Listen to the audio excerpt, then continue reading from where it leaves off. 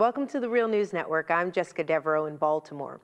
The House and Senate reached an agreement on the Farm Bill to cut food stamps by $8 billion over the next decade. Conservation programs were also cut by $4 billion. And while direct subsidies to farmers was cut by $14 billion, taxpayer-subsidized crop insurance for farmers was increased by $7 billion.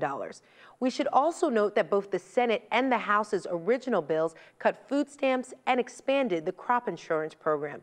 This is the first time in history that Democrats supported cutting food stamps. Now joining us to discuss all this is Jason Rano. Jason is the Director of Government Affairs at the Environmental Working Group. Thanks for joining us, Jason. Thank you for having me. So, Jason, we know that direct subsidies will be cut by $14 billion, but crop insurance will increase by $7 billion. First off, what is crop insurance and how does that differ from direct subsidies? Crop insurance is, I like to think of it as similar to car insurance, and the difference being that taxpayers subsidize a lot of farmers' premiums for the crop insurance program. On average, taxpayers subsidize 62% of a farmer's premiums. We also subsidize the crop insurance industry to the tune of up to $1.3 billion annually. The difference is that direct subsidies, you didn't have to actually be farming. You just had to own a stake in land that was being used. For crop insurance, you actually have to be farming and have to suffer a loss. All right. And according to your organization, I want to get a sense of who is actually receiving these subsidies. You say farmers, but we can get a little bit more specific. Let's take a look at your website here, and let's focus on one of the biggest agricultural producers, California.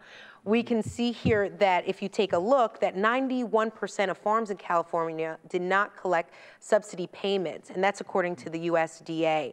So does the majority of subsidies go to the largest farms? They do. In California, 10% of the farms collected 73% of the subsidies. When it comes to crop insurance, in 2011, the top 20% of policyholders collected 73% of the payments.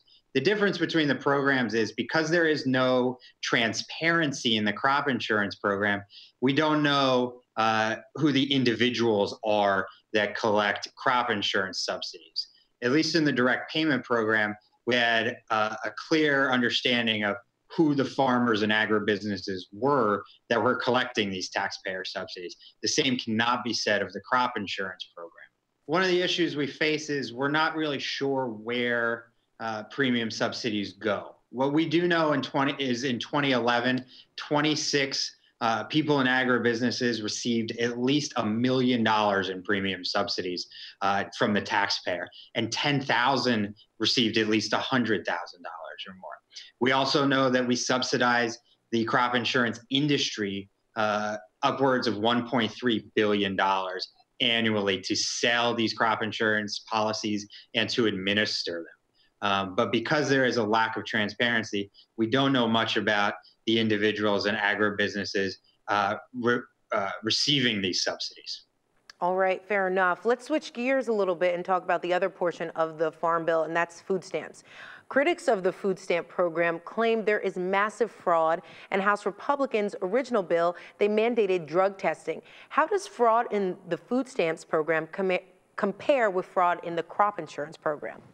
Well, government reports repeatedly show that the SNAP program has one of the lowest fraud rates in the government. One of the issues with crop insurance fraud is we don't really know. There hasn't been an in-depth examination by Congress to look at fraud rates among in the crop insurance program. We do know that there have been several outlandish cases of crop insurance fraud recently, including one last year in North Carolina with 41 defendants pleading guilty or being found guilty of conspiring to defraud the taxpayers and the government of $100 million through the crop insurance program. But there hasn't been as in-depth an investigation or focus on crop insurance fraud as there has been on perceived or real SNAP fraud. What would your organization suggest as an ideal farm bill? Sure. One is a full funding of nutrition assistance to make sure that those in need receive the that they need.